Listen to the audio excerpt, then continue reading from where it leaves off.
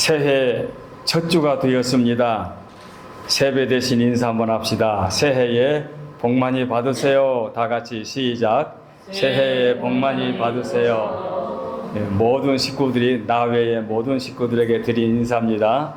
우리 온 식구들에게 금년에 넘치는 하늘의 축복이 임하시기를 주님의 이름으로 축복합니다. 하나님이 우리 모두에게 똑같이 허락해 주셨습니다. 공평하게 한치 오차도 없이 허락을 해 주셨으니 여러분 가정과 사업과 직장과 하고자 하는 모든 일들에 주님이 함께 하심으로 풍성한 은혜가 임하여 지기를 기원하면서 인사를 대신합니다. 자, 오늘 성경에 나오는 인물은 우리가 잘 아는 인물이지요. 다니엘. 그래서 오늘은 다니엘에 관한, 다니엘의 신앙에 관한 말씀을 우리가 상고하기 위해서 오늘 본문을 찾아서 함께 교독했는데, 사실은 다니엘 1장 전부를 제가 설교의 내용에다가 우리가 준비를 해 왔습니다. 그래서 오늘은 다니엘의 믿음에서 1장을 상고하게 될 것입니다. 자, 이 말씀을 준비하면서 제가 우리 평신도들에게 시대적인 사건을 이해시켜 주는 것이 필요하겠다 싶어서 주보의 칼럼란에다가 제가 오늘 좀 생뚱맞은 것 같지요. 어느 주보에 무슨 인문학을 강의하는 것도 아니고 역사학을 강의하는 것도 아닌데 무슨 4대 문명 발전지 무슨 5대 제국을 소개했는가 하고 의아하게 생각할 수 있지만 이 말씀을 우리의 지난 연말에 창세기 출애굽기를 상고했고 이제 레위기로 들어갈 차례인데 우선 잠시 내려놓고 또 이 다니엘서로 돌아왔는데, 그러면 창세기 출애굽기 즉 요셉 시대로부터 모세 시대에 이르기까지는 그때의 세상이 어떻게 전개가 되었느냐 그걸 설명해 드리고, 또 다니엘 시대에는 어떤 세상이었느냐 하는 것을 구분하게 되면 말씀의 내용을 충분히 이해할 줄로 알아서 서론이 조금 길어질는지 몰라도 그 서론을 제가 준비했습니다. 그래서 주보에 실린 말씀은 꼭 집에서 읽어주시기를 바라고 저는 쉽게 간략하게 말씀으로 전개해 나가겠습니다. 자, 요셉 모세 시대는 그때의 배경이 무엇입니까? 애굽이었지요. 에집트. 이방 나라 애굽에 내려갔다가 종살이 하다가 모세를 하나님 세워가지고 애굽에서 나오게 됐지요. 그때의 애굽이라고 하는 나라는 이방의 큰 나라였다. 일단 머릿속에 그렇게만 정리해 놓으세요. 그리고 다니엘은 어느 시대냐? 다니엘은 바벨론 나라의 제국 시대다. 그러니까 애굽 바벨론 두 나라가 나왔잖아요. 그런데 이웃 나라가 나란히 있는 것이 아니라 애굽은 오래전의 나라고 그 다음에 바벨론은 그 후의 나라다. 일단 이렇게 정리를 해 주시기 바랍니다. 자, 그러면 바벨론이 속해 있는 그때의 나라는 어떤 나라냐? 세계의 4대 문명 발상지라고 표현합니다. 그래서 그때는 세계 지도를 놓고 보게 되면은 4군데 문명의 발산지가 있어요. 그 발상지에 메소포타미아, 그 다음에 에집트, 인도, 중국 이렇게 지도에 그때의 그 시대에 나와요. 그래서 그때는 4대 문명 발상지라고 우리가 구별을 하는데 그때의 에집트 발상지 이전에 메소포타미아에서부터 출발해 가지고 아브라함을 부르시고 유대 땅에서 살게 하시고 애굽으로 내려가게 하시고 애굽에서 나오게 하시고 이런 과정이 4대 문명 발상지라고 하면은 뭐 지구가 몇만 년, 몇 억 년 전, 몇십억 년 전에 생겼다 이건 다 우리가 알 수 없는 일이고 성경에 기록된 것과 역사적인 사건을 놓게 되면 구약의 4,000년, 신약의 2,000년이 맞아 떨어져요. 그래서 초대 그 에집트 문명이 있었던 데는 4대 문명의 발상지라고 해서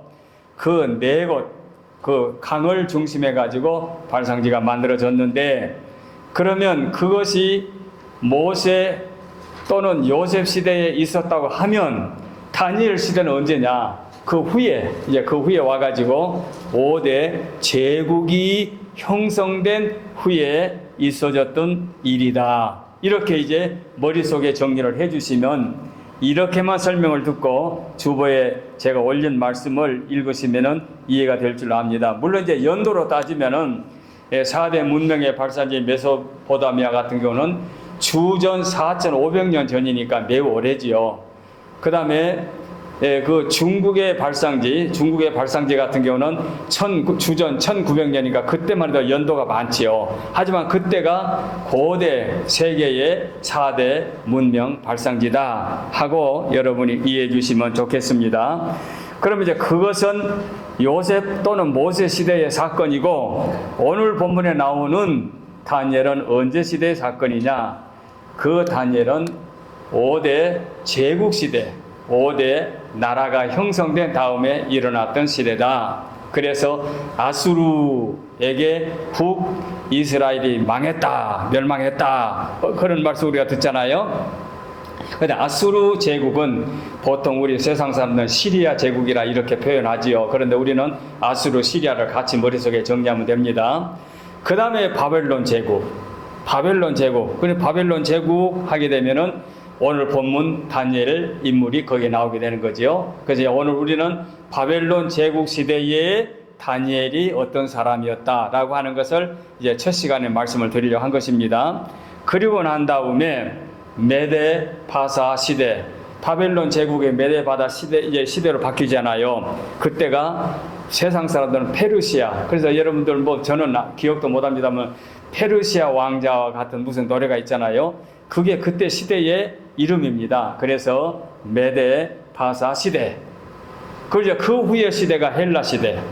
헬라 시대는 알렉산더 대왕이 정복했던 그 시대, 헬라 시대. 그리고 난 다음에 우리 귀에 익숙했던 로마 시대. 예수님이 탄생하실 때는 로마 시대 아니었습니까?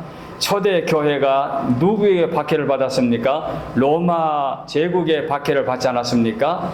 그러니까 이렇게 되면은 5대 제국 시대가 그 4대 문명 발상지 이후에 전개된 세계의 역사다. 이렇게만 알아도 우리가 대단히 귀한 것, 골격을 이해하게 된 줄로 압니다. 자, 그래서 오늘은 바벨론 제국 시대의 소년 다니엘이 유대 땅에서 바벨론 제국의 포로로 끌려갔다. 이것이 다니엘서 1장에 나온 얘기입니다.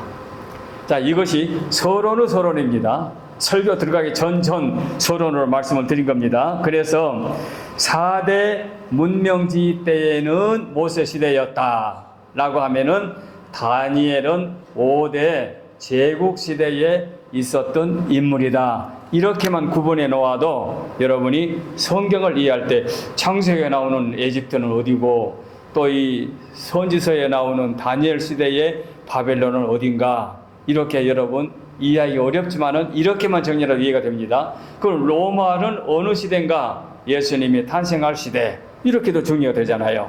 그래서 이 말씀을 제가 설교를 준비하면서 머릿속에 생각이 들어서 이렇게 준비해 왔습니다. 그래서 제국으로 따지면 5대 제국에서 아수르 제국, 그 다음에 여기 이제 요나 같은 인물이 그때 나와요. 요나서 같은 인물이. 그 다음에 바벨론 제국 다니엘. 그래서 다니엘은 이때의 소년 15살에서 15세에서 20세로 주장하는데 딱 그 언에서 못 박아서 15살에, 16살에, 17살에, 20살에 끌려갔다. 이렇게 우리가 단정 못하지만 15세에서 20세로 보거든요. 어린 10대 소년. 그게 뭐 티네이저, 10대 어린 소년으로 포로로 끌려가가지고 90세가 넘도록까지 그 나라와 정권이 3번 바뀔 때까지 그는 3번 반복해서 총리의 일을 했다. 다니엘이. 그래서 바벨론 제국 시대에 소년으로 끌려갔던 다윗이 메데 파사국에서도 큰 일을 했고 헬라 제국 시대까지 사실은 다니엘이 살아 있었다. 이렇게 하시면 되겠습니다. 그리고 이제 로마 시대로 이어지게 되고, 자, 그렇게 되면은 생소한 것 같지만 설명을 듣고 보면 아무것도 아니잖아요. 이 역사는 변한 것이 없으니까 오늘 익히든지 다음에 익히든지 상관이 없지만 변하지 않는 건데 5대 제국 시대가 있었고 다니엘은 그때 시대의 인물이다. 이렇게만 아셔도 되겠습니다. 자, 그러면 다니엘은 6주전 605년 느부갓네살이 예루살렘을 정복하고 1차 포로, 2차 포로, 3차 포로의 전개가 되는데 다니엘은 첫 번째 포로로 끌려갈 때 다니엘은 끌려간 그와 같은 사람입니다. 그러나 아까 말씀드린 대로 나이가 15살에서 20세쯤 되었다. 아주 젊은 나이에 끌려가게 된 거지요. 자, 이제 설교 본문으로 들어가겠습니다. 오늘 본문 다니엘서 우리가 4절부터 보았습니다마는 성경을 펴시고 1, 2절 말씀을 한번 보아주시기 바랍니다. 다니엘서 1장 1, 2절. 유다 왕 여호야김이 다스린 지 3년이 되는 해에 바벨론 왕 느부갓네살이 예루살렘에 이르러 성을 에워쌌더니 2절. 주께서 유다 왕 여호야김과 하나님의 전 그릇 얼마를 그의 손에 넘기심에 하나님이 넘기셨다고 기록되어 있죠. 그가 그것을 가지고 그 바벨론 왕 느부갓네살이 그것을 가지고 그들의 신전에 가져다가 그 신들의 보물 창고에 두었다. 이게 1, 2절 말씀이죠. 그래서 1, 2절 말씀을 비롯한 그 다니엘서 1장 초두의 말씀을 보면은 눈에 보이는, 본문 속에서 눈에 보이는 하나의 놀라운 사건이 나옵니다. 뭐가 나오느냐? 여호와께서 하셨다는 것이 나옵니다. 그러니까 여호와께서 하시는 일이 1, 2절과 3, 4절에 나옵니다. 뭘 했습니까? 어느 시대에? 유다왕 여호야김 시대에. 그러니까 솔로몬 대왕이 사울왕 다윗왕 3대 솔로몬 왕이 3대 왕이 되었을 때 아버지의 후광을 입고 그야말로 나라를 찬란하게 이루겠지요. 성전을 짓고 궁궐을 짓고 그야말로 찬란한 삶을 살았는데 그런데 솔로몬 왕이 말년에 실패를 했잖아요. 무슨 실패를 했느냐? 이방 나라 왕들의 딸들을 데려다가 자기 아내로 삼으니 1000명을 데리고 살았다니까. 1000명을 어떻게 상대했는지 나는 모르겠지만 하여간 1000명의 여자를 데리고 살았는데 이방 나라 왕들의 딸들을 데려다가 아내로 삼았는데 그 여인들이, 이방 여인들이 자기들의 신을 갖고 왔어요. 자기들의 신상을, 자기들이 믿는 신을 가지고 왔으니 유일신 하나님을 믿어야 할 유대 땅에서 솔로몬 왕의 말년에 하나님 앞에 큰 범죄를 지은 거지요. 엄청난 죄, 용서받을 수 없는 죄를 짓게 된 거지요. 그로 인하여 솔로몬 왕 그 다음 당대에 유대 땅이 남북으로 나눠지잖아요.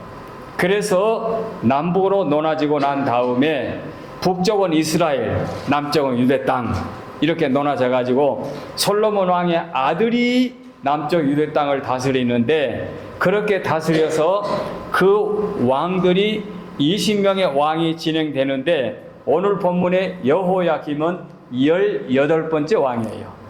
이제 20번째 왕, 19번째 왕, 20번째 왕에게 완전히 이제 유대 땅은 망하게 돼요. 바벨론에게. 그런데 그 전에, 그 직전에 여호야김 다스린 지 3년 되던 해에 누가 바벨론의 왕 느부갓네살이 예루살렘의 성을 에워쌌다. 이것이 1절에 기록된 말씀이에요. 그런데 2절 보니까 딱 첫 단어가 뭡니까? 주께서. 이 구약의 주께서는 여호와를 지칭하는 말씀이에요. 신약의 주께서는 예수님을, 성자 예수님을 지칭하는 말씀이고, 근데 주께서 하고 딱 나오잖아요. 주께서 유대 왕 여호야김과 왕을 하나님의 전 그릇 얼마겠지만 거의 다 가져간 거예요. 그때 1차 때 그릇 얼마, 성전의 그릇. 그러니까 예루살렘에서는 우상이 없잖아요. 무슨 큰 시상 같은 게 만들어 놓은 게 없고 성전에 안에 있는 그 그릇들을 거의 가져가게 되는데 그의 손에 넘기심에 그의 손에 넘기심의 동사지요. 자, 주께서 누구에게 느부갓네살에게 그 무엇을 넘겼다? 왕과 성전의 그릇들을 넘기셨다. 그러니까 그 주어가 누굽니까? 주께서 유다 왕 여호야김과 하나님의 전 그릇을 넘기셨다. 이것이 1, 2절 말씀이에요. 그 다음에 이제 그 다음 절을 보게 되면 이제 청년들도 끌려가지 않습니까? 왕이 환관장 아스보나에게 말하여 이스라엘 자손 중에 왕족, 귀족 몇 사람, 이제 왕족, 귀족 몇 사람 속에 용모가 아름다우며 모든 지혜를 통찰하며 지식에 통달하며 학문에 익숙하여 왕국에 설 만한 소년들을 데려오게 했다. 이렇게 나오잖아요. 그러니까 왕들과 성전의 기물들과 그 다음에 유대 땅의 청년들을 하나님께서 넘기셨다. 주격이 하나님이에요. 그것이 여호와께서 하시는 일입니다. 다니엘서를 우리가 접하게 되면은 주께서 넘기셨다 고 하는 것을 머릿속에 염두에 두어야 할 것입니다. 그 외에도 그 다음에도 보면은 9절에도 하나님이 다니엘로 하여금 환관장에게 은혜와 긍휼을 얻게 하신지라. 누가? 하나님께서 다니엘에게 얻게 하신지라. 은혜와 긍휼을 얻게 하신지라. 주다, 받다 하는 동사를 하나님이 주셨습니다. 또 17절에도 나와요. 하나님이 이 네 소년에게 학문을 주시고 모든 서적을 깨닫게 하시고 지혜를 주셨다. 또 동사가 나와요. 그러니 이 1장에서 주격은 하나님이고 하나님께서 주셨다. 주께서 하시는 일을 우리는 1장에서 이렇게 발견하게 됩니다. 그래서 하나님이 그 선택받은 유대 땅의 왕과 성전의 기물들과 그 청소년 지혜로운 인재들을 이방 땅에 넘기셨다. 이게 엄청난 사건이 1장에 전개되고 있습니다. 이렇게 말씀드리면 앞뒤를 잘 모르면은 왜 하나님이 선민들을 그렇게 이방 나라에 넘기셨을까요? 하고 이제 궁금하게 여길 터인데, 하여간 오늘은 거기까지 다 설명드릴 수는 없는데 하나님이 넘기셨다. 왜? 예레미야 선지자가 애언한 대로 너희들이 하나님 앞에 회개치 아니하면 이방 나라에 하나님이 넘기신다 하고 누누이 말씀하잖아요. 글로 쓰고 그 다음 권면하고. 그래도 그 말 안 듣잖아요. 그래서 그 죄값으로 하나님이 넘기셨다. 다니엘서 앞장에 예레미야서가 나오지 않습니까? 예레미야 선지자나 다니엘서가 그 시대의 인물들이니까.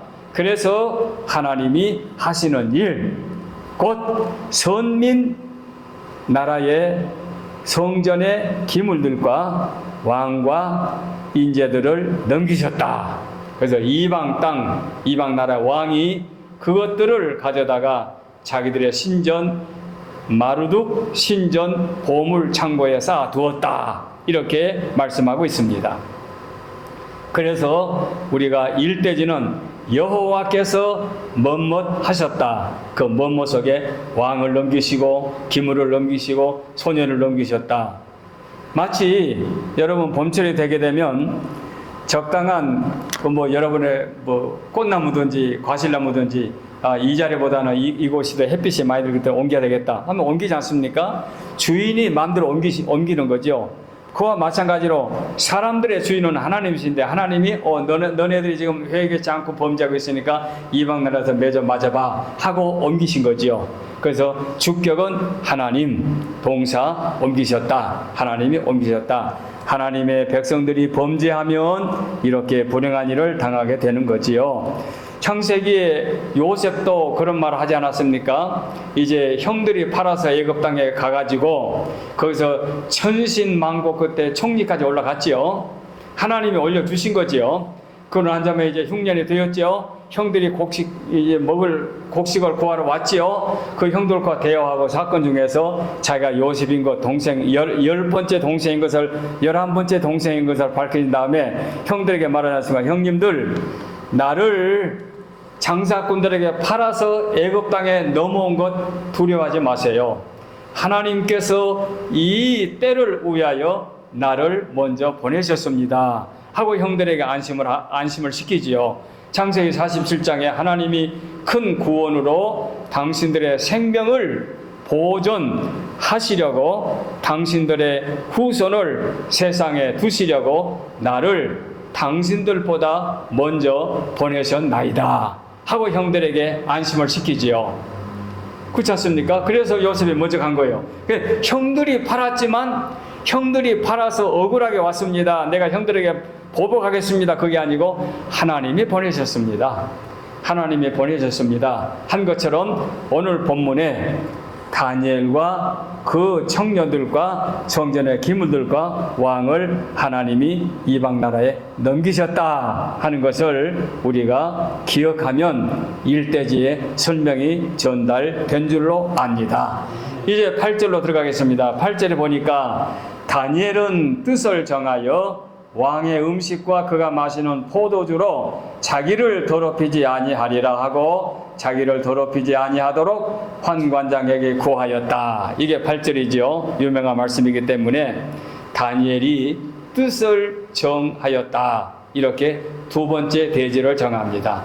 하나님이 하시는 일 가운데 다니엘이 이방 땅으로 끌려갔습니다. 이제 이방 땅에서 다니엘이 뜻을 정했습니다. 놀라운 뜻을 정했습니다. 목숨을 내놓은 모험입니다. 자, 그 친구들과 더불어 이제 그래도 대접을 받고 그 이방 땅에서 이방 나라에 이제 뭡니까? 교육을 받고 또 거기서 혜택도 받고 그래서 사상적인 교육을 받는 거지요. 사상적인 교육을 받아가지고 이제 자기네들의 인재로 써먹기 위해서 교육을 받게 하는 건데 거기에서 다니엘과 그의 친구들이 도전을 받은 거지요. 두 가지 도전을 받은 거죠. 첫째는 이름을 바꾸는 거, 그 다음에 우상의 재물을 먹는 거. 이 두 가지 시험대에 오르게 된 거지요. 이렇게 시험대에 오르게 됐는데 이것을 그 청년들이 담대하게 마음속에 결의를 하고 그 다음에 뜻을 정하게 된 거지요. 그래서 친구들의 이름이 나오지 않습니까? 계명이 나오지요. 그 사람들의 이름은 전부 다 부모님들 다 무슨 특징을 갖고 이름을 이름을 지어주지 않습니까? 그런데 그 다니엘과 그 친구들의 그 이름의 뜻도 다 있어요. 그 뜻을 보게 되면 다니엘이라는 말은 하나님이 나의 심판자, 그런 뜻이 다니엘이라는 이름의 뜻이 있고, 하나냐는 하나님으로부터 사랑받은 자, 그런 뜻이 있고, 미사엘은 하나님과 닮은 자 라는 뜻이 있고, 아사랴는 하나님은 나의 도와주신 자, 이런 뜻이 있어요. 그게 다 의미가 있잖아요. 하나님이 심판주시다, 하나님께로부터 사랑받는 자다, 나는 하나님과 닮은 자다, 하나님을 닮아가겠다, 하나님을 따르겠다, 그런 뜻이겠죠. 하나님은 나의 도우심이라. 얼마나 좋은 이름이에요. 이런 이름을 갖고 살아왔는데 이방 땅에 끌려가서 이방 나라에서 타의에 의해서, 이방 나라 사람들에 의해서 이름이 바뀌게 된 거죠. 뭐라고? 다니엘은 벨드사살, 그 말은 바알의 왕자다. 다니엘은 이제부터 바알의 왕자다.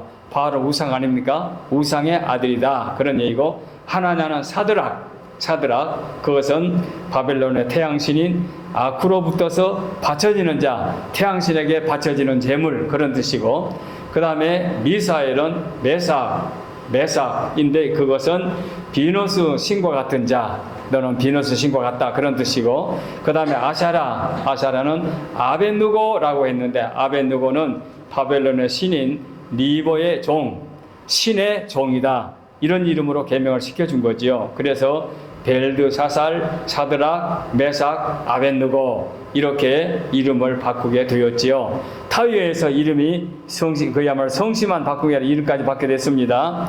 그러나 다니엘이 뜻을 정하여 왕의 음식과 그가 마시는 포도주로 자기를 더럽히지 아니하였다 했습니다. 이 성씨도 마찬가지예요. 다니엘서 8장에 넘어가게 되면은 다니엘이 나 다니엘이 라는 말을 반복해서 사용해요. 나 다니엘. 그러니까 성씨가 개명되었지만 그 개명된 이름을 사용하려고 본래 이름을 사용하고 나 다니엘이라는 말을 8장에서 나와요. 그러니까 다니엘이 얼마나 정체성이 확실한가 하는 것을 보여주고 있지요. 참으로 놀라운 신앙의 결단이 아닐 수 없습니다. 그래서 우상의 재물을 먹고 교육을 받아야 될 터인데 우상의 재물이기 때문에 고기를 안 먹겠다는 겁니다.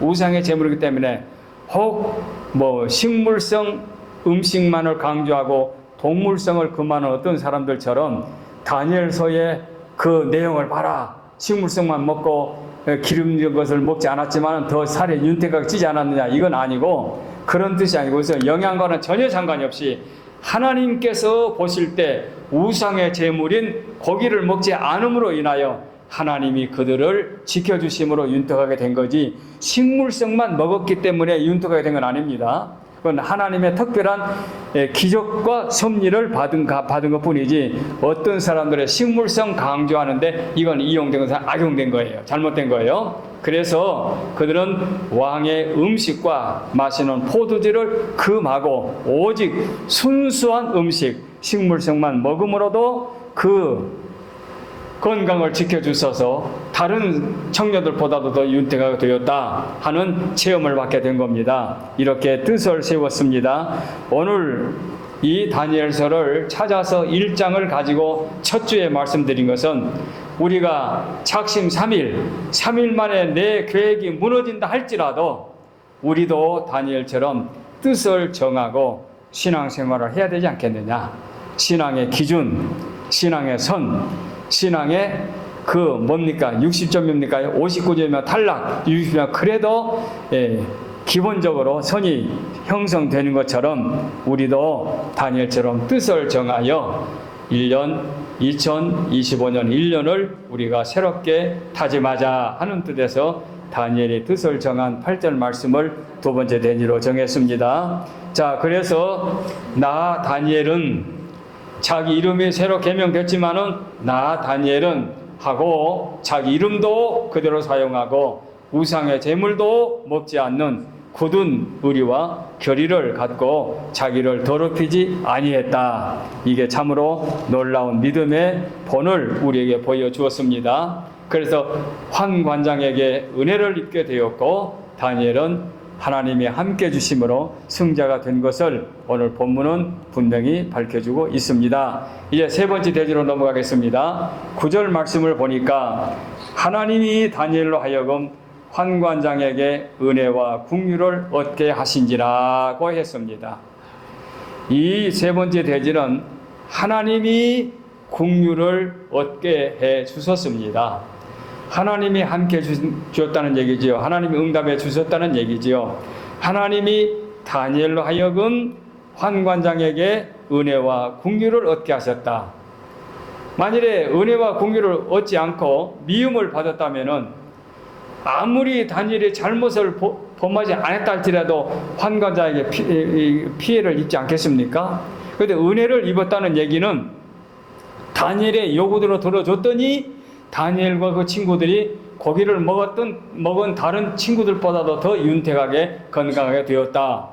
그러니 하나님이 환관장의 은혜를 입게 해줌으로 말미암아 다니엘과 그 청년들이 승리하게 된 거지요. 15절에 열흘 후에 그들의 얼굴이 더욱 아름답고 살이 더욱 윤택하여 왕의 음식을 먹는 다른 소년들보다 더 좋아 보였다고 말씀하고 있습니다. 하나님의 응답이 나타난 겁니다. 신앙인들은 이렇게 믿고 나아가게 되면 하나님이 반드시 응답해 주십니다. 반드시 응답해 주십니다. 그래서 17절 18절에 하나님이 내 소년에게 학문을 주시고 모든 서적을 깨닫게 하시고 지혜를 주셨으니, 놀라운 말이죠. 학문을 주시고 서적을 깨닫게 하시고 지혜를 주셨으니, 이 말씀 속에 지혜와 지식을 함께 주신 거예요. 지혜만 주신 것이 아니라 지식까지 주신 거예요.